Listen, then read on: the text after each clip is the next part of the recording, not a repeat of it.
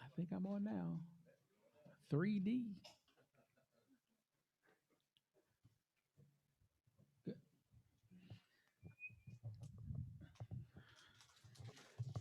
All right. We good? All right. So I'll use this here.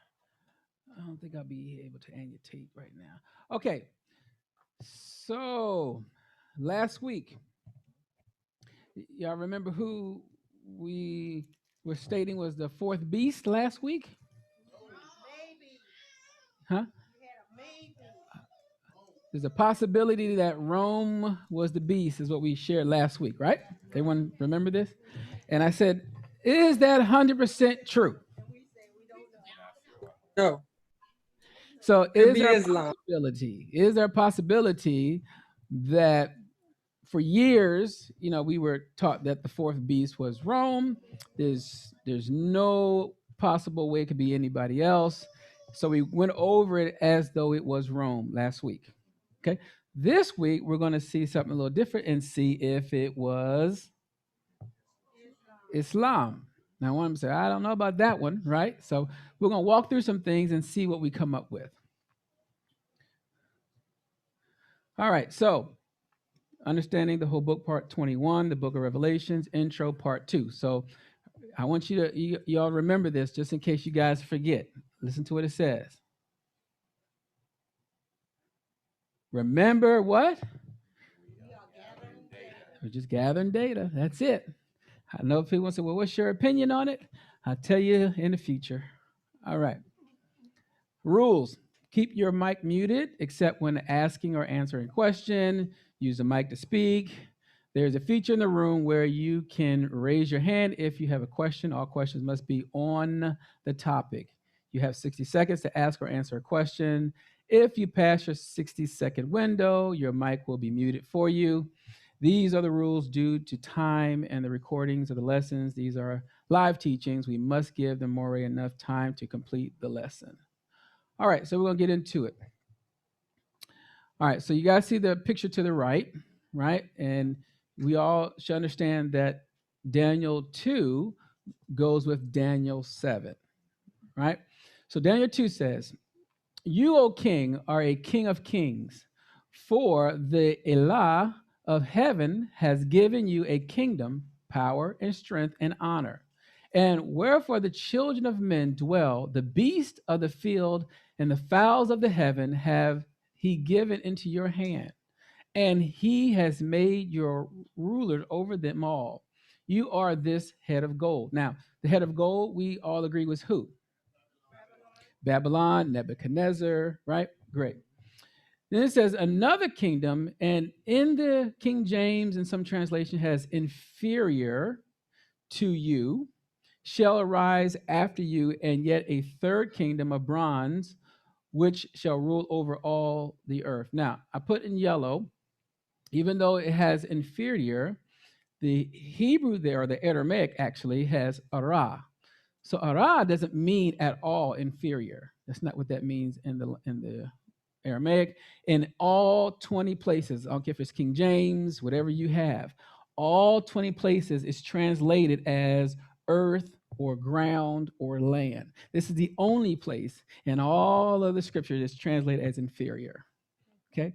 So at any rate, which is very interesting because it says to you. Now, the word there in Hebrew there is minchach, right? So minchach really means from your. So technically, it literally should say from your land. Then it says, shall arise after you, and yet a third kingdom of bronze, which shall rule over all the earth. Same word. So why is it translated inferior here? The same word is here, lets you know that all places have been translated as earth. Could be a typo, whatever it is, but the point is I'm just taking it from the language itself. 40 says, and the fourth kingdom shall be strong as iron, for as much as iron breaks in pieces and subdues all things, and as iron that breaks all these, shall it break in pieces and bruise. Now, why was this portion right here important? Does anyone want to take a go with it? Why is this important? Because I could just say, hey, it's inferior to you and it's good to go. So you need a mic? Okay. Well, the way that you just translated it from the Hebrew, where it's basically saying from your land, Babylon is now modern day Iraq, which is pretty much ruled by Muslim rule. So Okay. I would say that that's, according to the lesson, that would be one of the more important pieces. Okay. All right. So I want us to be very clear that once we realize he's talking about a specific landmass, later on we'll talk about the antichrist and everything. Where is this coming from? Because that's the other part that we'll have to talk about. All right. So this is talking about the landmass of Babel, okay, which is considered, Babel is the English way of saying Babylon. Okay, so Babel, and who will rule over it? The fourth beast is to be ruling over this particular landmass. So if the fourth beast, you say, is Rome, and the fourth beast area is Babylon, question becomes, who's ruling in that land right now? Is it Rome?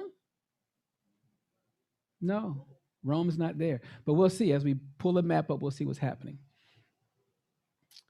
All right. So everyone's familiar with Alexander the Great, right? All right. So to the right, we'll start on this side here. In the darker colors here, that's Babylon. This is the area where it was ruled. And then after that, the Persian Empire came. So if you remember the statue, it's sharing with you all the different kingdoms or the beast, right? Notice Persia takes over all of this to include Babylon.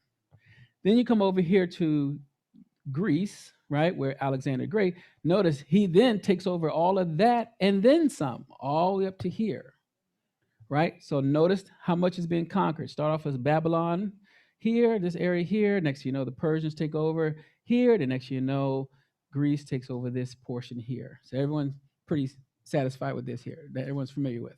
Okay, great. All right, so did Rome control Babylon? Rome, did they ever control Babylon? Well, you remember now, how many people do a little history? How many likes history? All right, so we can agree that there were some parts that they did, right? All right, so part of Babylon, not all of Babylon, only the western part, the Parthians Empire controlled the east part of Babylon, which I'll give you guys a map in just a minute. Okay, how can either one be the fourth beast if they did not control all of Babylon? Because you remember, the prophecy is they have to control all of Babylon. So why is this important? The prophecy is about the landmass or territory. At one point, for 1 year, Rome attacked the other part of Babylon in 115 CE by Emperor Trajan, but he became ill and died of a stroke. He adopted Hadrian as his son, if you will. Emperor Hadrian gave up Babylon, trying to make it a kingdom, and most of what is called the Middle East. Okay, so they never became an actual kingdom. So now, this is what they conquered, meaning the Roman Empire conquered this side, Parthians conquered that side. Okay, but Rome never, as a kingdom, took care of both sides. Okay, is everyone with me so far? Haven't lost anyone? Okay, great. So of course, this is Trajan until he got a stroke. He picked up old boy. He said, "You know what? That's not my fight. You guys can have it. We'll keep going." All right, so who was able to conquer all of what is called Babylon then? Okay. So the first to conquer Babel or Babylon was in 670 CE. Remember, this dream was from Nebuchadnezzar. Okay, it cannot start in Revelations. A lot of us, we go to Revelations first and say, this is how we understand the fourth beast. But if you remember last week, the same four beasts started in Daniel, and then in Revelation, they're put together. Does everyone remember that from last week? Okay, great. All right, so think about that. So is the prophecy stating that they would break all the kingdoms? And if so, did Rome achieve this prophecy? So tell me a little bit about Rome that you do know about. What has Rome done? Has anyone ever heard of Rome? Okay. So, okay. All right. So we do know that they did do some. Okay, go ahead. If I remember correctly, and it probably was later on, but Julius Caesar was the one who ended up capturing Babylon. Mm-hmm.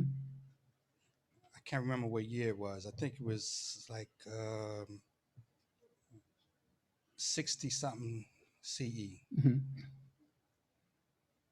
Mm-hmm. Yeah, but Julius Caesar was the one that ended up taking over Babylon, and they became a big kingdom. Mm-hmm.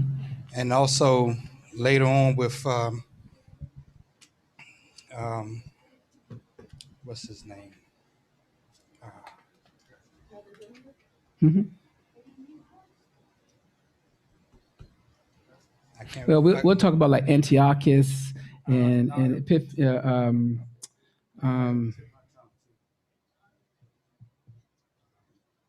go ahead. Okay. I'll get it back. Okay. So Rome. Think about what Rome has done. Rome allowed the Yahudim there, the Yehuda, to be able to practice their own faith, even though they were under a certain control. Y'all familiar with this, right? They just want to be kind of overseers and allow you to do your belief. Everyone's familiar with that, right? All right, keep that in mind. So, no, Rome adopted mighty ones of Greece and allowed Israel to practice their beliefs. What does the Sefer, the book of Daniel, state? Daniel 2:40 says, and the fourth kingdom shall be strong as iron. Okay, so this is the fourth kingdom.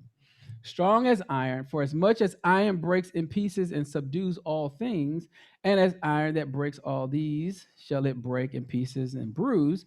Then it says, and whereas you saw the feet and toes, part of potter's clay and part of iron, the kingdom shall be divided, by these shall be in it of the strength of the iron, for as much as you saw the iron mixed with miry clay. Now, this miry clay, what is that? Iron is going to be mixed with this miry clay. Who is the miry clay that they're going to be mixed with? Someone said something? They survived. Sadducees, Pharisees? They end up becoming Catholics or papacy, whatever you want to call it. Okay. So, go ahead. Mhm. The potter is what we call Rome, and you asking what the iron got to do with it, right?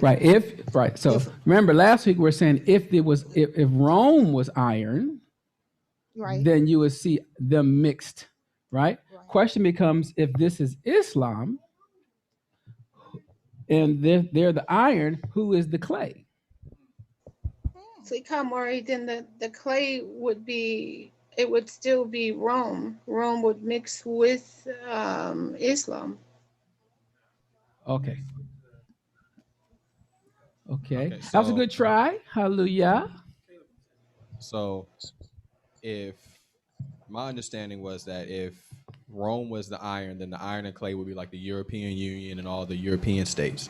So at one point in time, I know that everywhere that Islam conquered, that was one area, but then they split off into the different nations that you see now, like Iraq, Iran, and all that. So I would assume that when they did that split, some of the people didn't want to let go of certain things. You have other break-offs of Islam that mix with other, like Hinduism and things like that. So that would be the clay. And those things kind of did have back and forth influences. Okay. Anyone else? Okay. Islam crushed cultures and belief. You guys ever followed wherever they went, they raped, they changed people's belief system. They would not accept any other belief. Okay?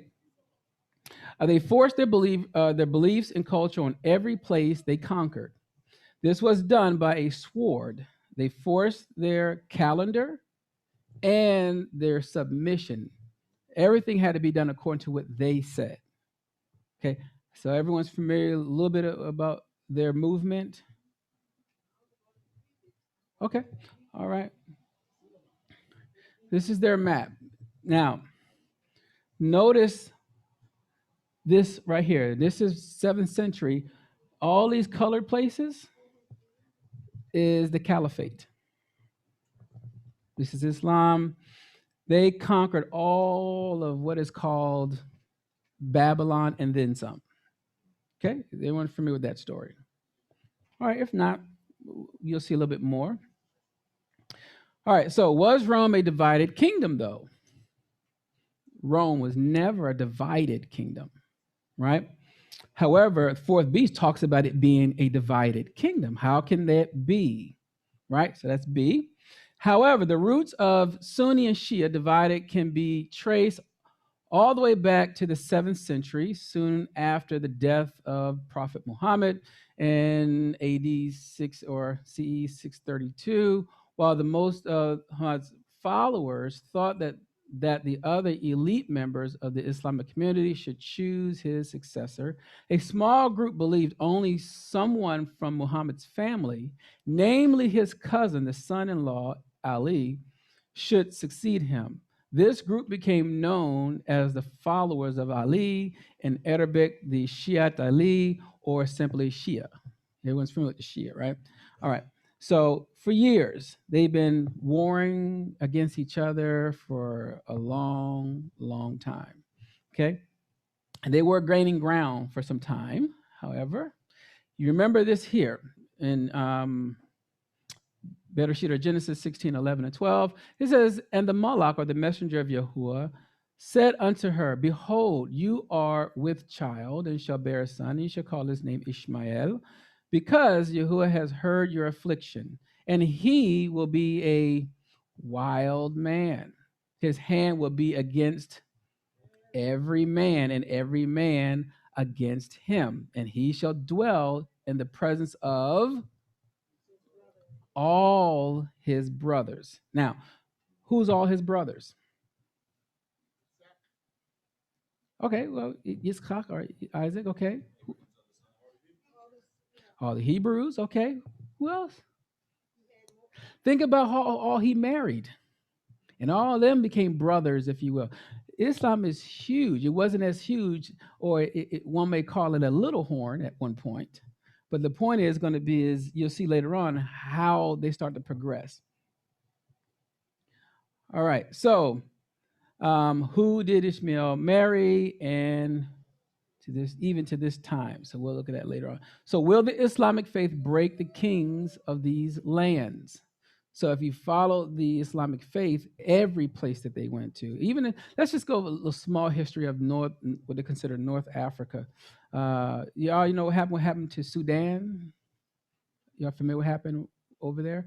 All right, so Sudan, when the Islam faith went into there, they raped all the women, killed the men.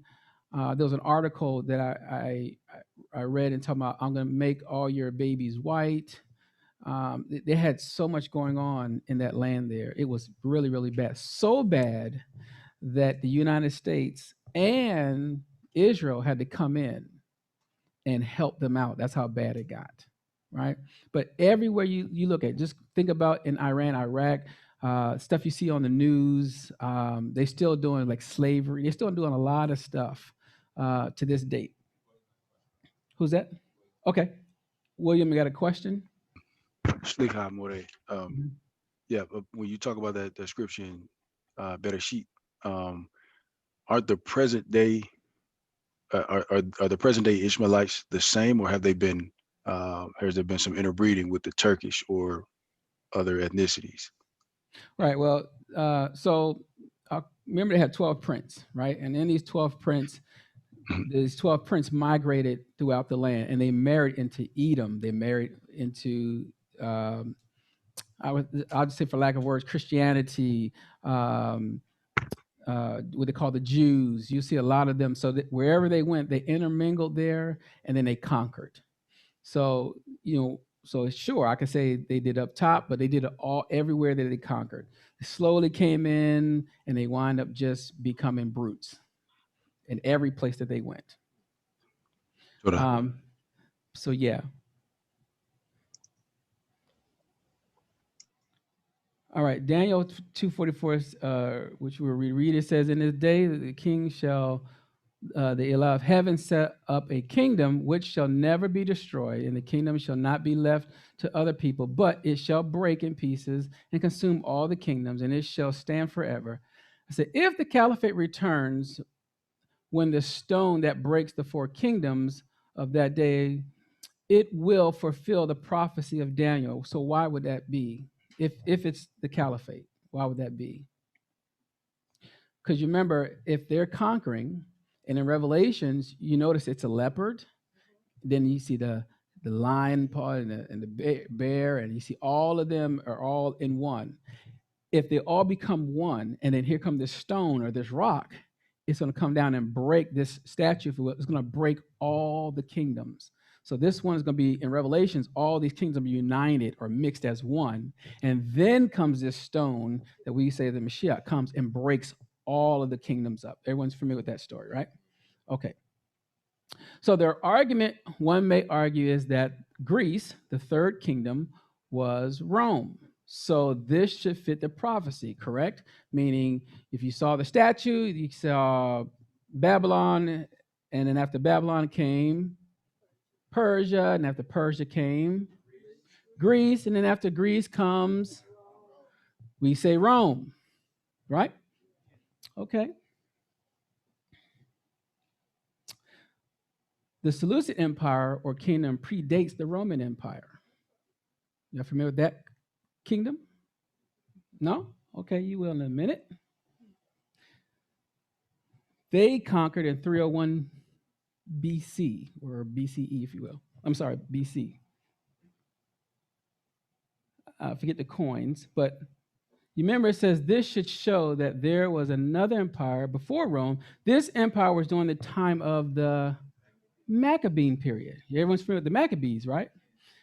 This is their time when they fought for their freedom, and then comes out. So now how does it work? Anyone want to take a stab at it? I mean, based off of what we understand, it should have been Babylon, Persia, Greece, Rome, and then, right. But if they came before, then that means now we have to think, we have to change a little bit and start figuring out what's going on. So we'll see a little bit more of that in a minute. All right. So how many kingdoms are on the statue in the book of Daniel? How many kingdoms? 4. Anyone else? Okay. Everyone agrees to 4? Okay. Yeah, I was going to say, actually, if you start counting the toes, then it would be like 14.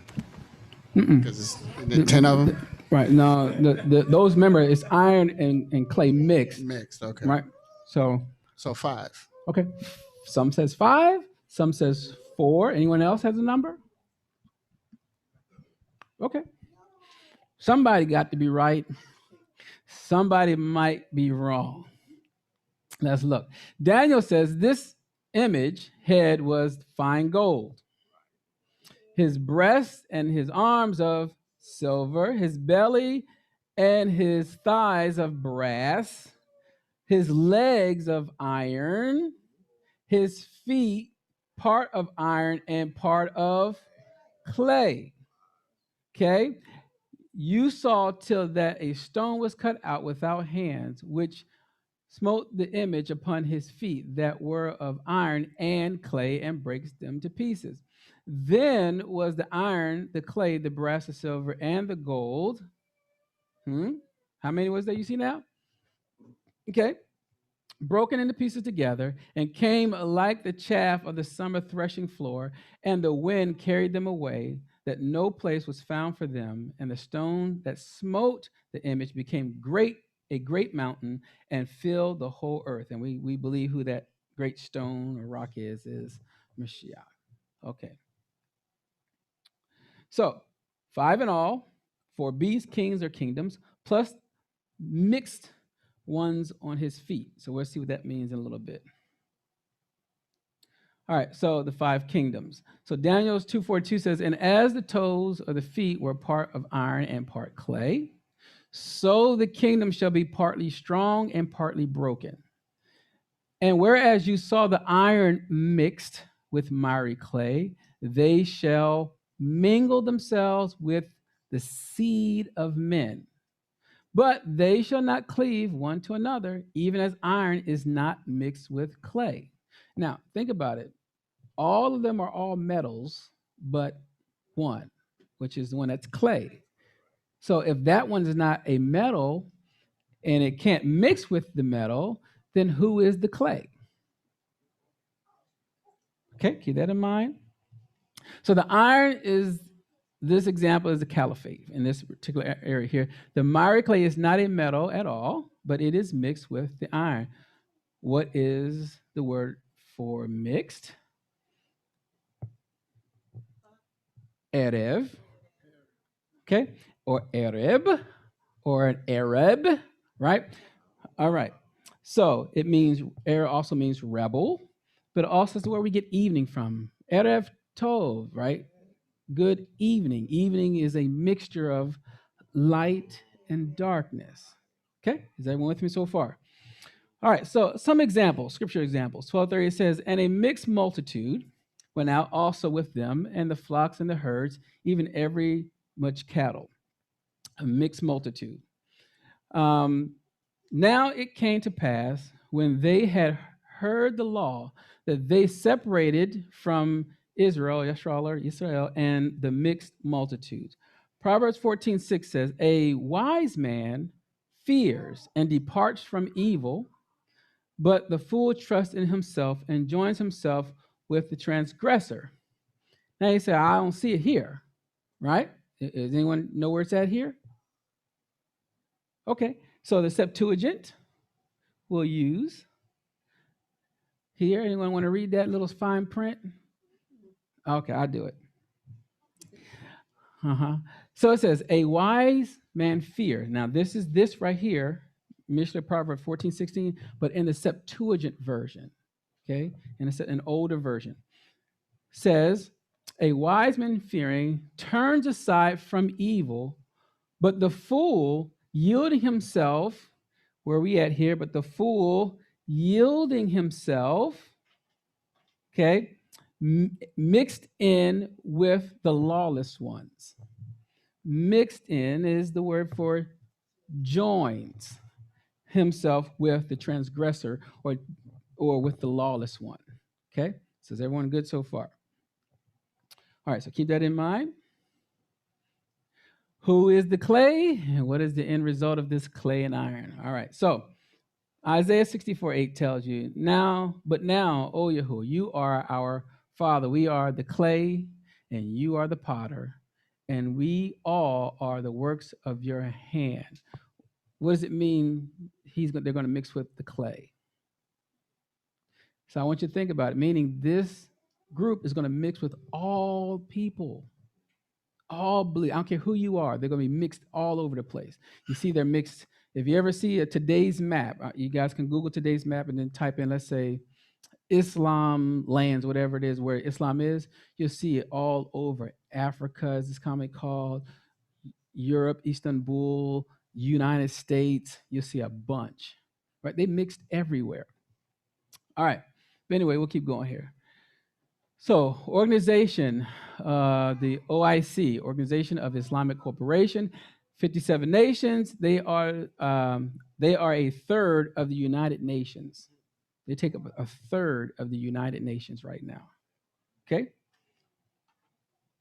and that's them at their party, and it just gets bigger. Got the flags and everything, and they start to grow. Okay, the Arab world or the Arab nation starts to grow here. Now, this is going to be very important in a minute. All right, here's the picture. Islam in the world today. Where are they not? Okay, it might be too cold for Greenland, but the point is, you notice they are everywhere. course, the concentrated area happens to be the area of Babylon. That is the concentrated area, happens to be the very area that Daniel's prophecy is, that Revelation's prophecy is. This is concentrated with them there. Okay? So Moreh, what's the green color? So darker green, so these are percentages. So here's like about 100%, then it goes to 80%, and 70%, and 50, 30, and all the way down to 15 to 20%. These are all the percentage within those lands. Okay? All right, so Daniel 2:43, it says, and you saw the iron mixed with the soft clay, so they will mix with one another in marriage, but they will not hold together, just as iron does not mix with clay, right? It won't work. All right, so in the ESV version here, that's what this portion is letting you know that the mixing of seeds will not hold. History even shows that mixing of Catholicism and Islam, and lately even Judaism, has been the mixed. However, two people will not mix in the end. Who are that? Who are they? Yah's people. And even though they're going to be mixed with all other seeds, we will not be. Now, let me put my disclaimer up front, because there might be some that says, hey, my Isha, my wife, my Ish, my husband is Muslim, and I am a Christian, or I am a Hebrew. The point is that, and maybe non-practicing, I don't know, but the point here is just to say that when this time comes, there is a choice that you would have to make. The covenant he made with who? Okay, so they said, well, okay, so let me go what you said. You said he made a covenant with Abraham, right? So is not Abraham the father of the Arabs too? Okay, so then what's the difference? Okay, but if he made a covenant with him, we're fine. Or the promise was with. Okay, the promise was with Yitzchak or Isaac, and that promise gave into the 12 tribes of Israel. That's going to be the difference. All right. The beast in Revelation 13:2. All right, so the beast which I saw was like unto a leopard. Now, you remember we just talked last week, each one. What one was the leopard? Okay, Greece was the leopard. Now think about what's happening here. And just to be clear, we will talk about Rome in here in this lesson. Someone say, you sure is leaving out Rome? And I know how bad Rome has been or is a part of this, but we're going to see where Rome is in this particular scenario. All right, so it says a leopard, and his feet were as the feet of a bear, and his mouth as the mouth of a lion, and the dragon gave him his power and his seat and great authority. So if you remember last week, we shared that the beast is a mixture of all the beasts in Daniel chapter 7. The fourth beast will have a kingdom, a king, and have power from the dragon. This beast will come out of the abyss. Okay? Revelation 17:8 says, the beast that you saw was, past tense, and is not, okay, and shall ascend out of the bottomless pit. If you look up the word up, bottomless pit, it's the word abyss, and go into perdition, or destruction is the translation of perdition. And they shall dwell on the earth and shall wander, whose names were not written in the book of life from the foundations of the world, when they behold the beast that was and is not and yet is. Okay, it's going to be very important. So before moving forward, this beast will go into perdition. What could this mean? Okay, it can mean the beast will do destruction, or it can mean something else as well. What do you all think? No one wants to take a stab at this, huh? Is it because we're recording live? Okay, I understand. We'll keep going. Not yet. Well, the clay, to be transparent, the clay is everybody. We all are technically clay. So the iron is trying to mix with as many as it can. It's trying to build its nation up. Because if it fell, for example, during the time of the Caliphate in 1924, was the first fall. But we're going to see what happens later on. So in order for them to build that back up, something has to take place, okay, which we'll see. All right, so John 17:12 says, while I was with them in the world, I kept them in your name.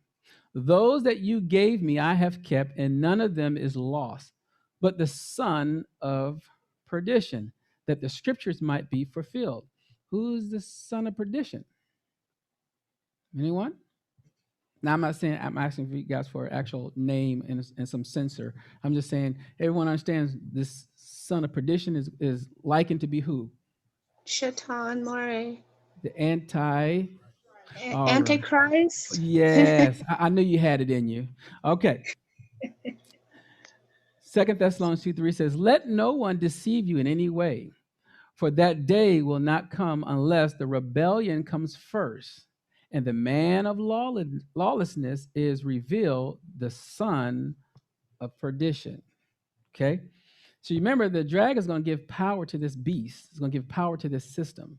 This system is going to have a person that's going to operate in his steed. There's going to be a king, if you will. Okay? All right, so could this beast be going into a man, and this man be called the son of perdition? Also, could the beast be a Eloah, or a Elohim, commonly called a god, that has fallen, i.e. like a fallen son? Now, mind you, this beast it's going to be yet to come. And he's going to be released from the abyss. Is everyone with me so far? Okay. Let's look at Daniel 11:39. It says, and he shall deal with the strongest fortresses. Then it says, with the help of a foreign Eloah, or a foreign Elohim, or a foreign commonly called God. All right. Those who acknowledge him, he shall load with honor. He shall make them ruler over many, and shall divide the land for a price. Okay.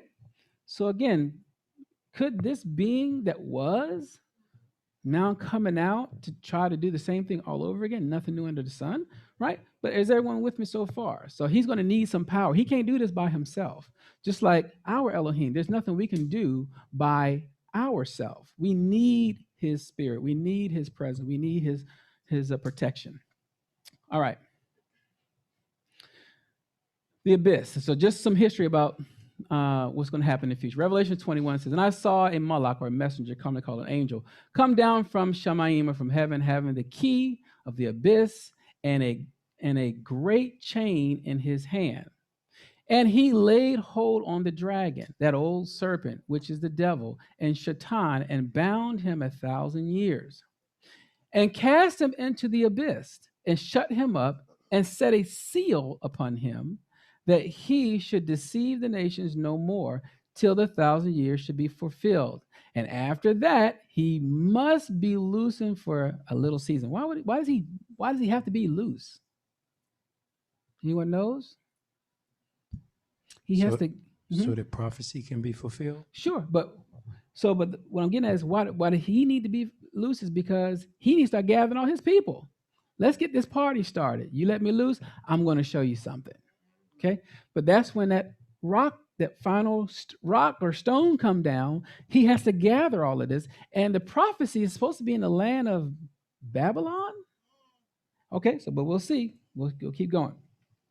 Jude 6 says, and the Malachim, which kept not the first estate, but left their own habitation, he has reserved in everlasting chains under darkness until judgment of that great day. 2 Peter 2:4 says, for if Eloah spread not the Malachim that sinned, but cast them down to hell and delivered them into chains of darkness to be reserved unto judgment. So everyone understands that there's an abyss and there's chains and everything. Everyone is good with that, right? Luke 8:31-32. And they begged him, who's him? Yahushua the Mashiach, right? They begged him not to command them to depart into the abyss. They don't want to go into this abyss. Now a large herd of clean pigs was feeding Oh, no? Oh, you on the kosher pigs? Okay. And a large herd of pigs was feeding there on the hillside, and they begged him to let them enter these. So he gave them permission. Something about that abyss they didn't want to go down into, right? But keep that in mind. Sure. Judgment. 2 Peter chapter 2, verse 4. Oh, right here. So it says, for Allah spared not the Malachim that sinned, but cast them down to hell and delivered them into chains of darkness to be reserved unto judgment. Right. What kind of judgment would transpire? You got to ask the judge. Yeah. See, they're reserved for judgment. No one knows what that judgment is other than the one that's going to be judging. Mm-hmm. But if you ever get a vision, by all means, share that with us. All right. So the beast will be three things: man, have a kingdom, and a demon. He will be possessed. Okay. What do you mean all this power? How's he going to do all of this? He has to have this. All right. But we'll see that in the future. Daniel chapter 7 compared with Revelation 17 says, and Daniel spoke and said, I saw in my vision by night, and behold, the four winds of the heaven strove upon the great sea. And four great beasts came up from the sea, diverse one from another. Okay, so the four great beasts came up from the sea. Which sea? Is it the Great Sea?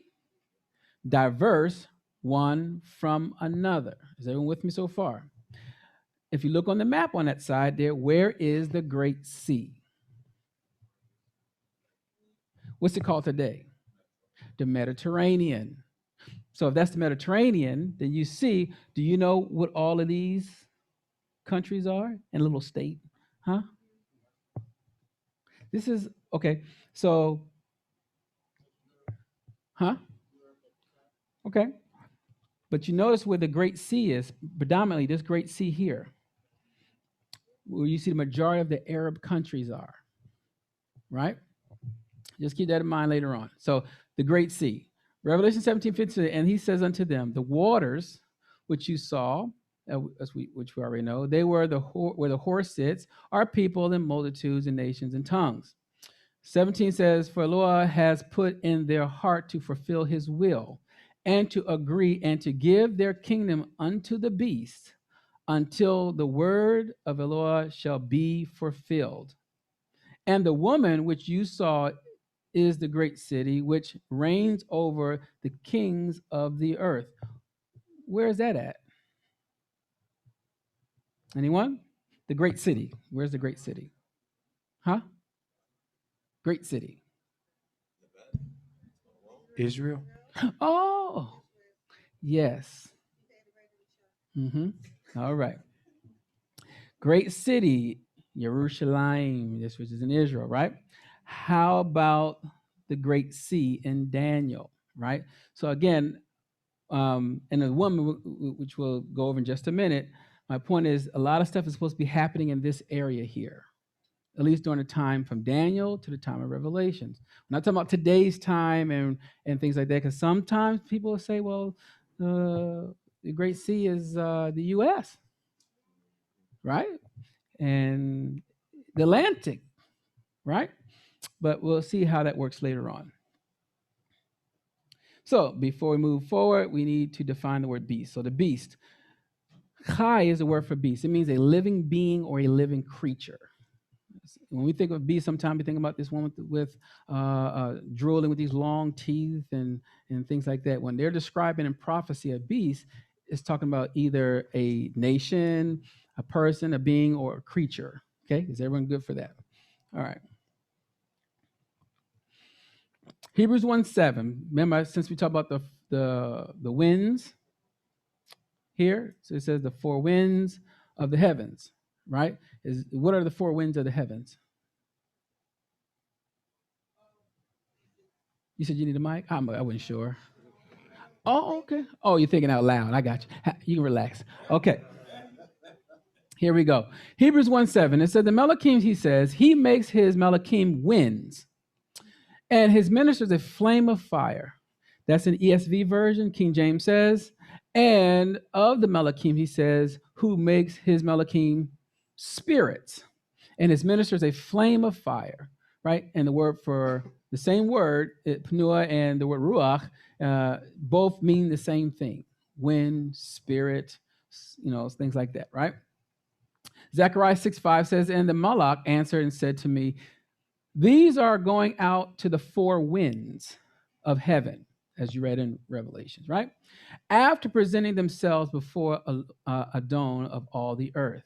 Zechariah in the King James has, and the Malach answered and said unto me, these are the four spirits of the heavens, which go out forth from standing before Adon of all the earth. So, four winds is four spirits, right? So I have to learn about the four horses in Revelations. We'll explore that next week. So if you just want to know what we're going to talk about next week, that's what we're going to talk about next week. Okay? We're going to explore this a lot more than what we're doing right now. All right, back to Revelations 13. So it says, and I stood upon the sand of the sea, and I saw a beast rise up out of the sea, having 7 heads and 10 horns, and upon his horns 10 crowns, and upon his head the name of blasphemy. Now, why are the crowns or diadems on the horns? And who are the 7 heads? Anyone know? All right. You want to go to church, you said, Aki? Oh, my bad. Okay, I got you. Slicha Moreh, are those kingdoms? What's that? Like, would they be like, I'm sorry, I misunderstood. What was you were asking who were they? Who are the 7 heads? Oh, I thought they were nations. Okay, so you don't know? No. Okay, all right, okay, no problem. I got you. All right, Revelation 12:3, it says, and there appeared another wonder in heaven, and behold, a great red dragon having 7 heads and 10 horns and 7 crowns upon his head. I said, so notice the dragon and the beast having the same thing. Is this a coincidence? Both of them having 7 crowns and both of them having 10 horns? Is that or should they be going together, right? So really quick here, I said on Shaitan, the crowns are on his head. On the beast, it is on the horns. Why? Why is it on the head of the dragon, but on the horns of the beast? Anyone? Okay, I know it's brand new. I was going to say, don't they depict most dragons as having horns up there? I don't know. Oh, okay. All right. Could be a transfer of power. Okay, partly. Okay. I was thinking those could be like if they're like the head of I guess nations. It would be like head of nations. Okay, but why on earth? Why on the horns, not on the head?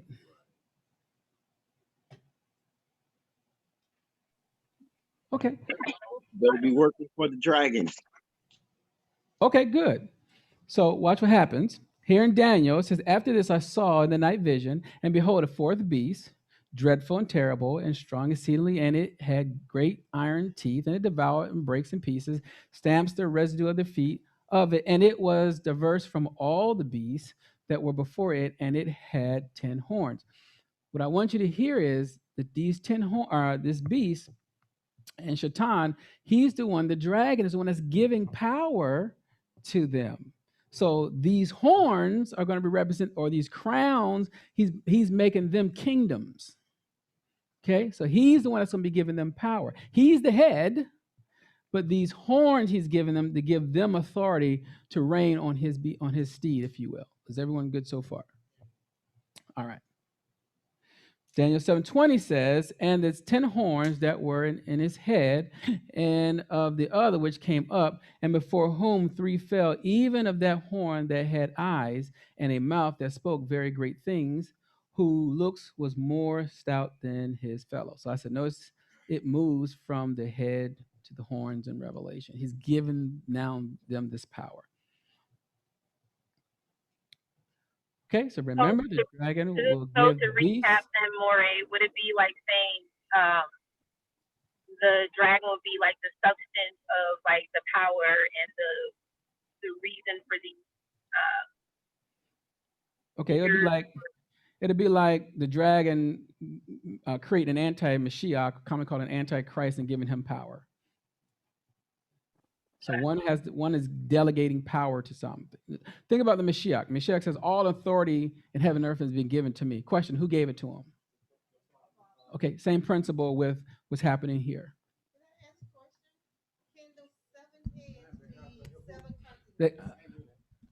Can the 7 heads now, we have 7 continents. Can that be kind of coincident? No. Okay, thank you. No problem. I got you.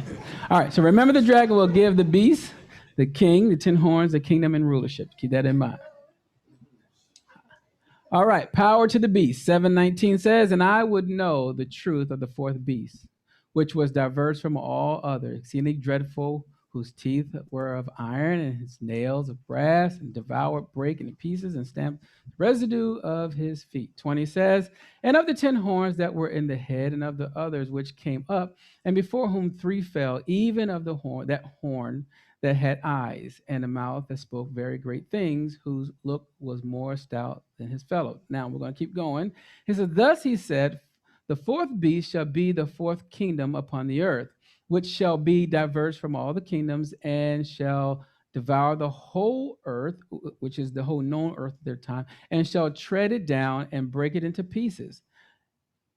And the 10 horns out of the kingdom are 10 kings that shall arise, and another shall rise after them, and they shall be diverse from the first, and he shall subdue 3 kings. Question, if this is here, Rome, how did this take place?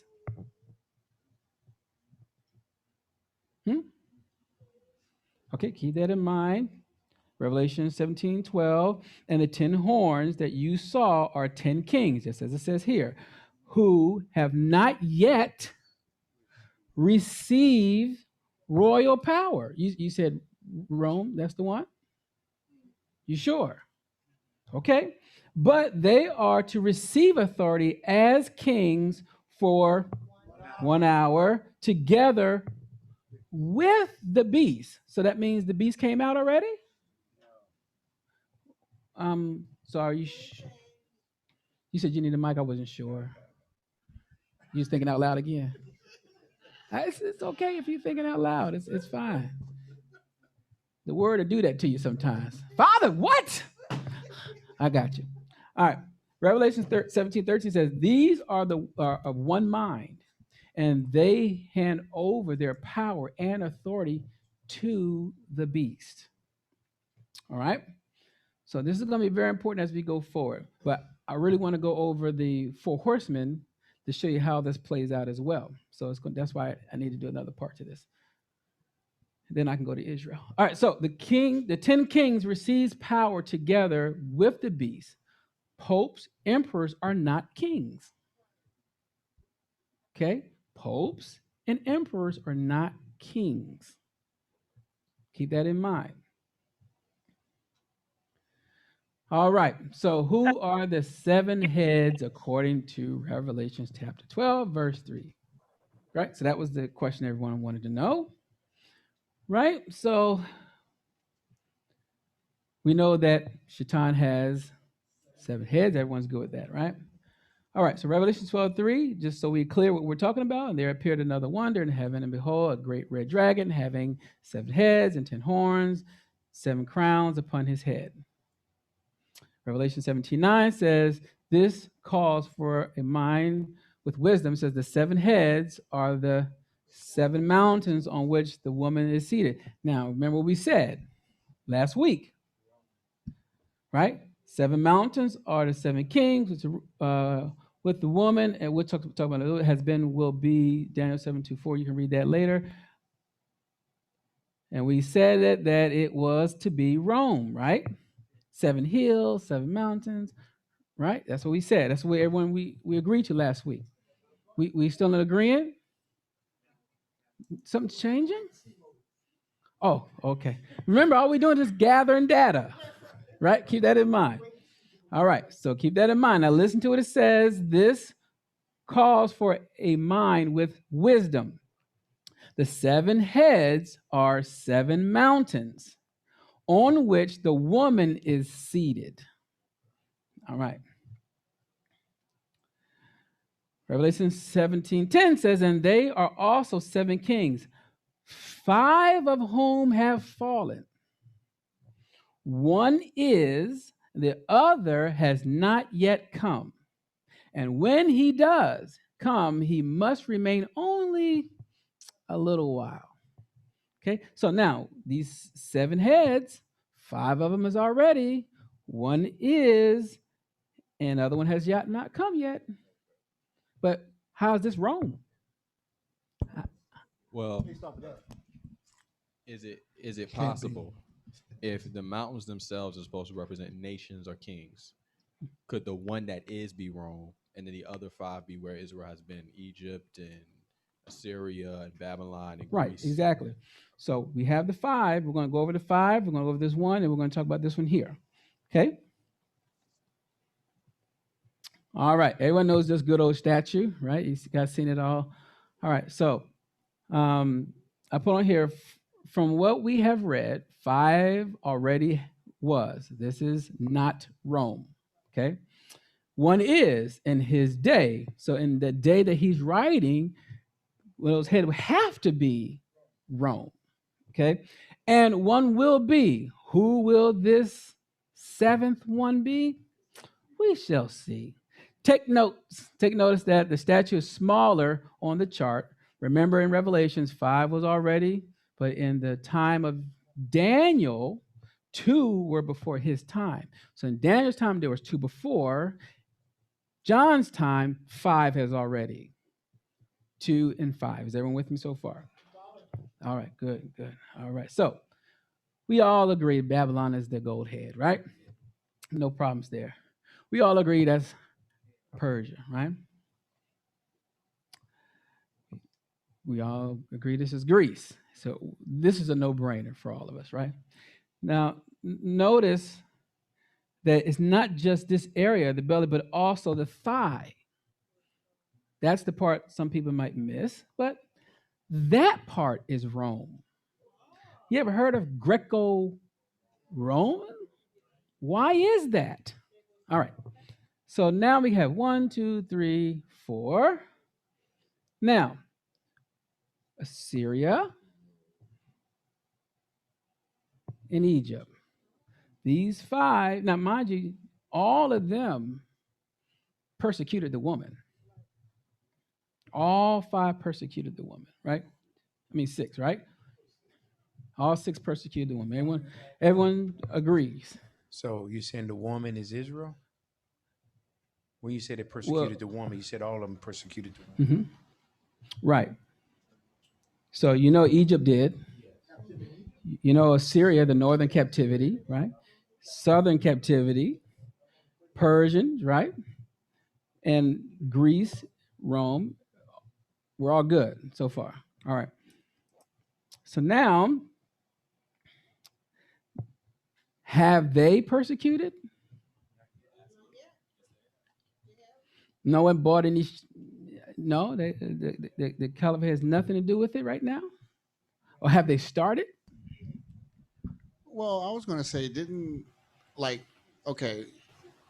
remember during what they called the Crusades, okay? Is that the Christian Crusades you're talking about? Well, yes, but okay, I'm just making sure I'm tracking with you. Christian Crusades? The Caliphate was fighting against what they considered Christianity at the time. Mm-hmm. But remember, they were fighting a lot over Jerusalem. Mm-hmm. So wouldn't that be a form of them kind of also, because I'm quite sure that they didn't just go in there and say, oh, y'all are good, we just gonna fight the Christians that are coming in. Right. So what I want you to get is, as we keep going, you're gonna see one that was wounded and it looked as though it was dead, and then it gets healed. Who could that be? If, for an example, the Caliphate, which we're going to go over in just a minute, 1924, they overturned them. Have you ever noticed the Caliphate coming back? Okay, and when they're coming back and they're growing, where are they going? Now, I have a friend, I won't say his name, but he was sharing with me a story that is told in the Middle East. The Muslim or Islam's flag is a crescent moon. Everyone's familiar with that, right? So they say that crescent moon on the map is all of the Arab nations all the way around, and that star in the center is Israel. Israel's the star. And that if this crescent moon can kill that star, it can become a full moon.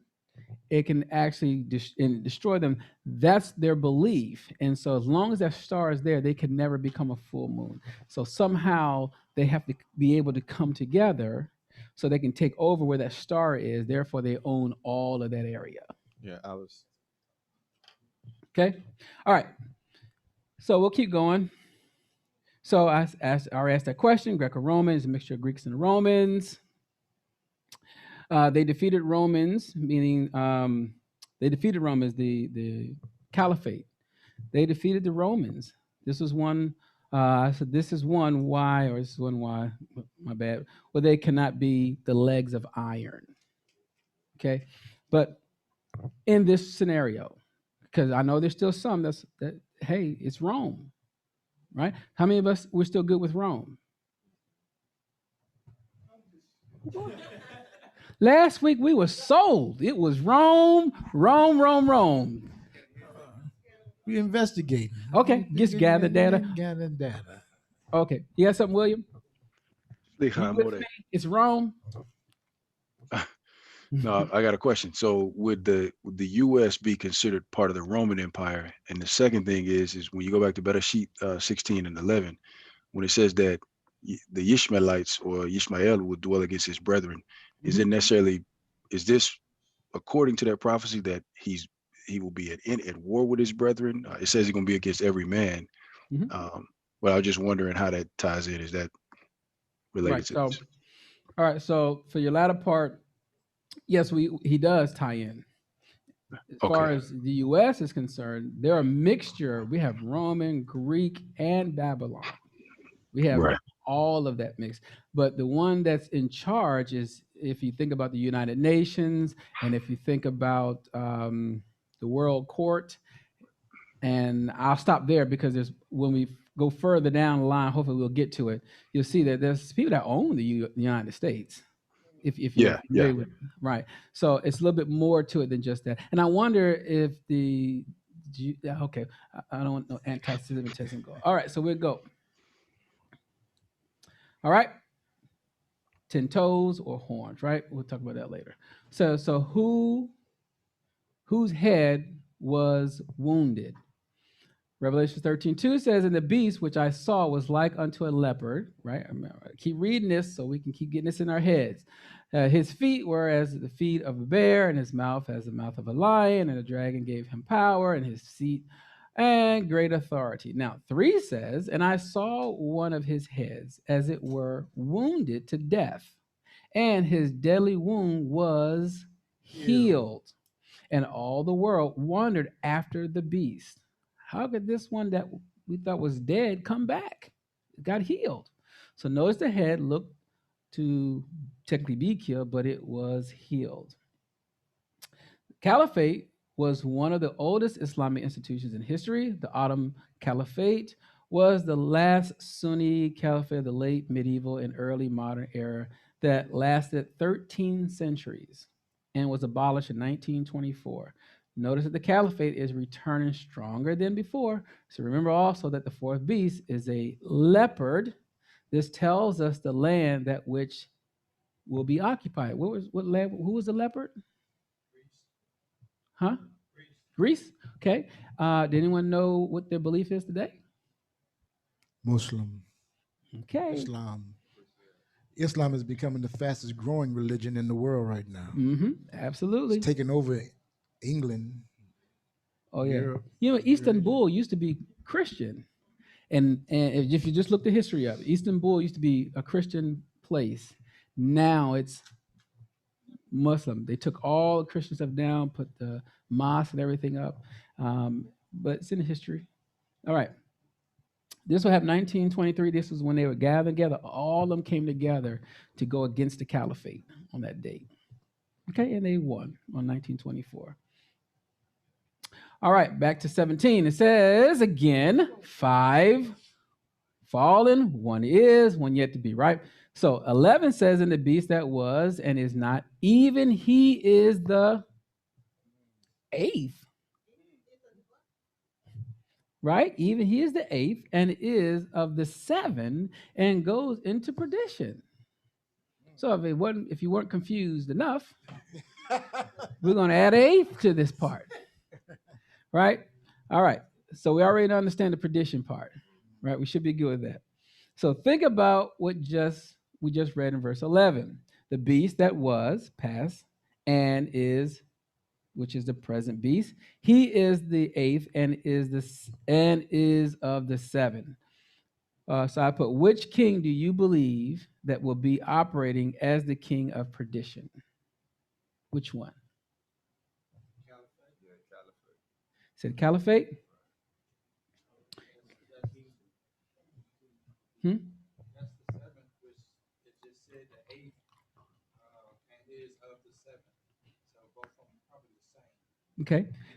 And what I really want you guys to what I really want you guys to home in on, where he says, and is of the 7, it's of one of these 7 that's going to be coming back. And it may come back in the Caliphate, but when it comes, it's going to be the 8th. So it's going to be part of one of these 7. And one of these 7, who do you think it is? Most of us believe it's Babylon. Okay. You said most people say Babylon? Yeah, because we always refer to Babylon and everything. Okay. All right. So one says Babylon. Kanisha had a question? I was just going to chime in. His feet was mixed with, was it clay? Is it iron? Iron and clay. Iron and clay. So wouldn't it be Rome again? Okay. We'll find out in a minute. Okay. William had a question too? Shlicha Moreh.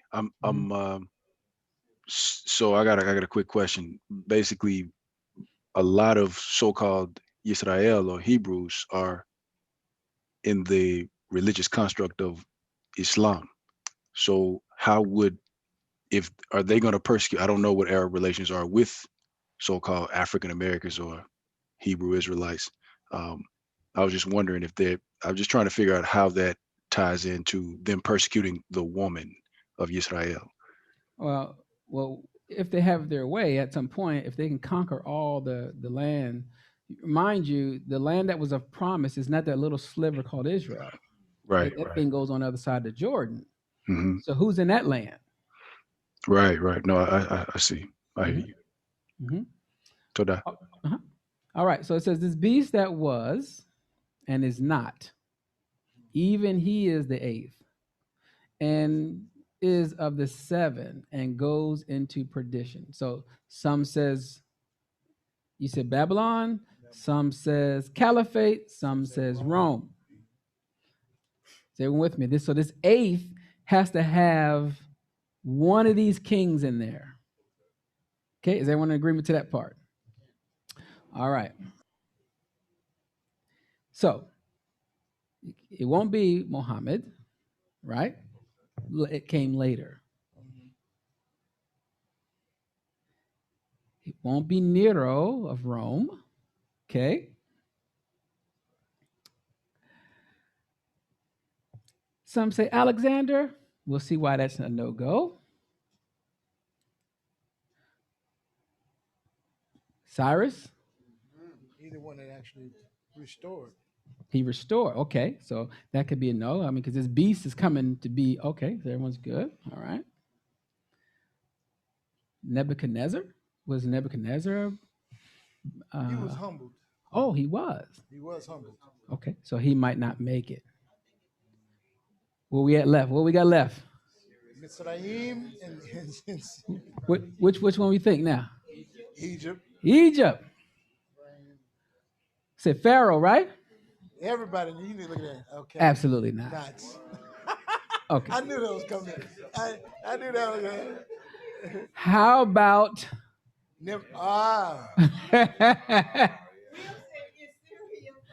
mm-hmm. Now, is there any prophecy about Nimrod? Now, I'm not talking about the physical Nimrod. You know, if you guys are following me here, right? This is the beast system. Whoever that beast is coming to. Okay, great. So let's look at some things here. Let's look at some Micah. This is the end time prophecy. Everyone agrees, right? He says, "But you, Bethlehem or Bethlehem Ephrata, though you be little among the thousands of Yehudah, yet out of you shall he come forth unto me, that is to be ruler in Israel, whose going forth has been from of old, from everlasting. Therefore will he give them up until the time that she which travails have brought forth. Then the remnant of his brethren shall return unto the children of Israel, and he shall stand and feed in the strength of Yahuah, and in the majesty of the name of Yahuah, his Elohim, and they shall abide, for now shall he be great unto the ends of the earth. Now, and this man shall be the peace when the Ashur or Syrians shall come into our land. And when he shall tread in our palaces, then shall we raise against him 7 shepherds and 8 principal men, and they shall waste the land of Assyria with the sword, and the land of Nimrod in the entrance thereof. Thus shall he deliver us from the Assyrians when he comes into our land and when he treads within our borders." Okay, that's our opening. Oh, I got okay. Everyone's good so far. All right, let's see what happens. I said, so Nimrod was also the one who was the overseer of the Tower of Babel. Okay, so the word Babel means Babylon, right? This is example, I'm going to give you a writing in Josephus that's specific. I'm giving you just one. There are quite a few writings out there, but I'm just going to give you, everyone's okay with Josephus in here? Is it okay? I didn't want to hurt no feelings. Okay. All right, here's Josephus. It says, now it was Nimrod, who excited them to such an affront and contempt of Elohim, Elohim. He was the grandson of Ham, the son of Noah, a bold man and a great strength of hand. He persuaded them not to ascribe it to Eloah or to Elohim, as if it were through his means they were happy, but to believe that it was their own courage which procured that happiness. He also gradually changed the government into tyranny, seeing no other way of turning men from the fear of Eloah, but to bring them into a constant dependence on whose power? Nimrod's power, his power. He also said he would be revenged on, he's going to be revenged on Eloah or Elohim, if you will, if he should have a mind to drown the world again. For that he would build a tower too high for the waters to reach, and that he would avenge himself on Elohim. So he's going to avenge himself on Elohim, okay, for destroying their forefathers. Now the multitude were very ready to follow the determination of Nimrod, and to esteem it a piece of cowardice to submit to Eloah. It was built on burnt bricks, cement together with mortar, made of bitumen, that it might not be liable to emit water. So it's waterproof. Okay.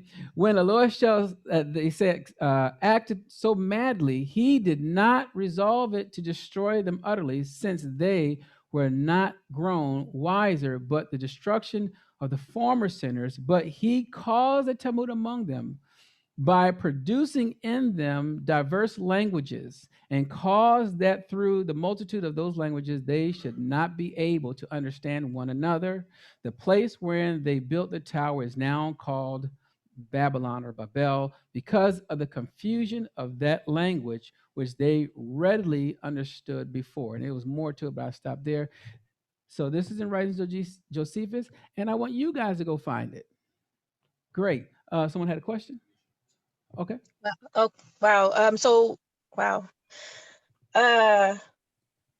So this is why it said that he was before, kind of like mimicking, like the same what they said the Messiah was, who he was, who is and is to come. Yes, that's why they're saying that about the beast, that he was right before he was operating under that. Well, he was one of the horns.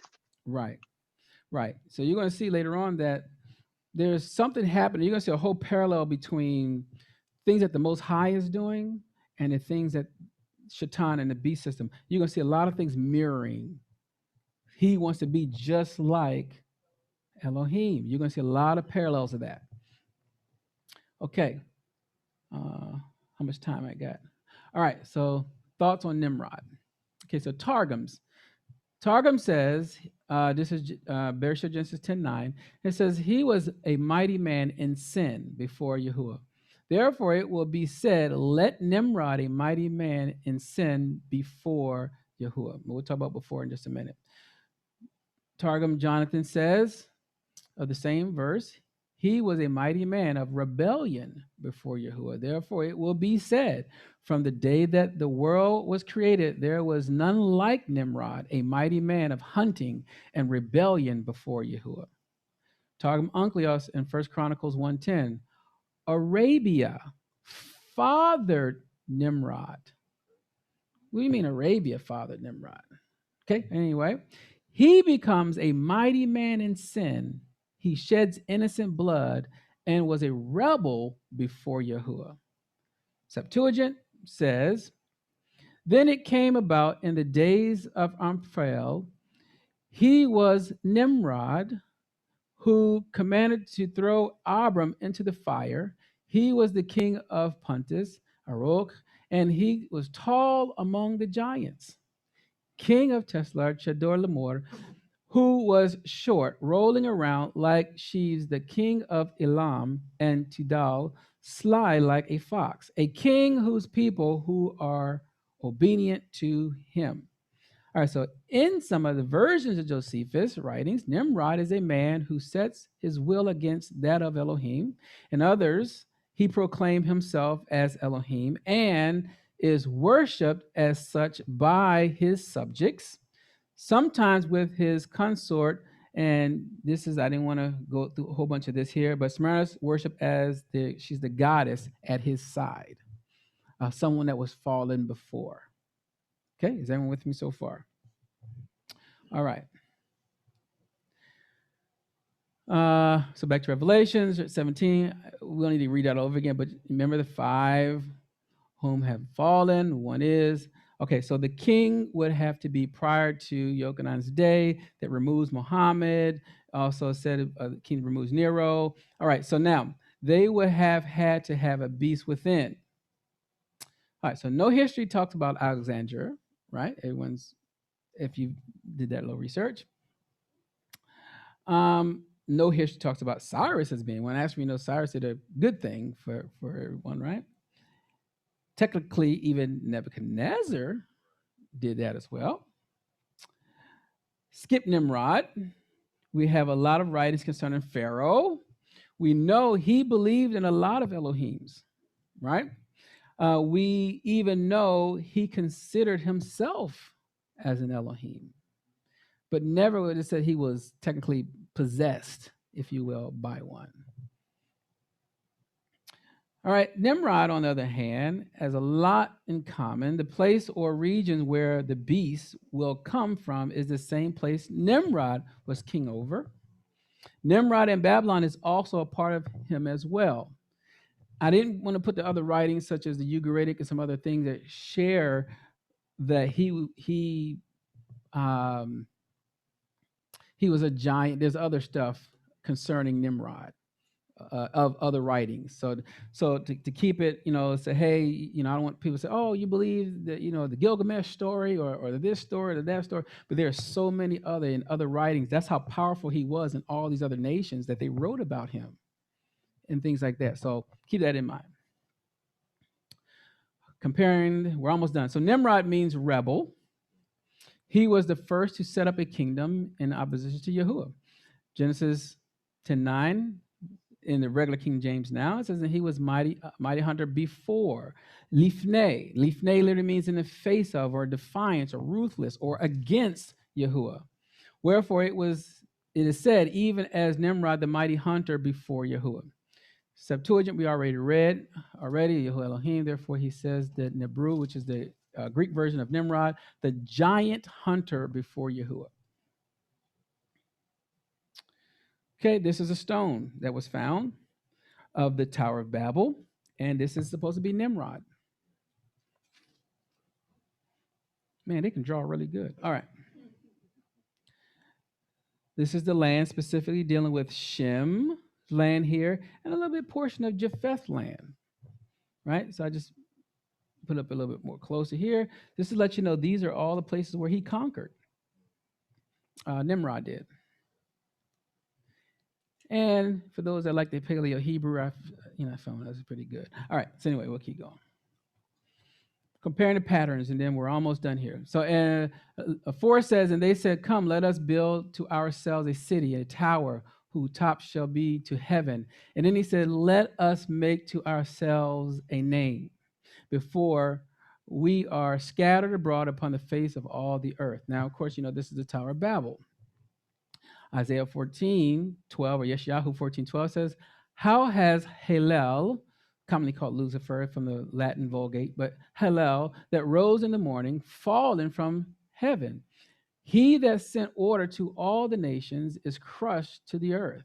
But you said in your heart, I will go up to heaven, and I will set my throne above the stars of heaven. I will set on a lofty mount towards the north. Why is that important? Okay. And you got to understand where part towards the north is from where Isaiah was, which we'll read in a little bit. But anyway, so I put on here from Yeshayahu was the recesses of the north is the Babylonian and the surrounding areas there.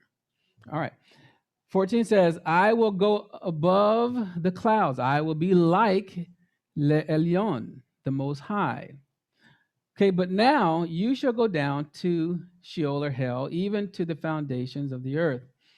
So whoever fell from heaven or Shamayim is wanting to get back. This is in this particular, he wants to get back there. Could this being be the one possessing the king or the kings of the earth to try to be like Elyon, to make a name for him or itself? Okay. Isaiah 18:19 says, and all the kings of the nation lie in honor, each in his own tomb. But you are cast out away from your grave like an abominable branch, clothed with the slain, those pierced by the sword, who goes down in the stones of the pit. So where does he go? Could he have went to the abyss and then be released later? Okay, but we'll keep going because I know you guys are getting tired. I'm seeing it in your eyes. All right, so next week we will be talking about the 4 horsemen. Okay, who are these riders and what is the spiritual and physical application behind each prophecy? That's what we'll be going over next week. Okay. All right, so a question on YouTube. Mm-hmm. Someone's asking, how close are we to all this happening? I don't know the day or the hour. I just look at the signs, but if we are taking a look at this, we see that things are steady climbing. Things are steady coming. So these birth pains are getting stronger.